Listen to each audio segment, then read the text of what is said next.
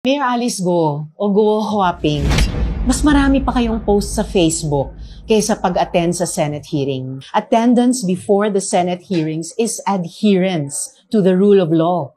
So, sadly for you, hindi katumbas ng attendance mo sa Senado ang mayat-maya mong pagsa-social media. Paano ka magkakaroon ng peace of mind kung palagi ka nalang iiwas sa mga tanong? Kung nakakalimutan mo, pinapatawag ka dahil nasa gitna ka ng pang-aabuso ng pogo sa mga batas namin na hinayaan mong lumawak dahil sa impluwensya mo bilang mayor. Nagsinungaling ka tungkol sa koneksyon mo sa pogo.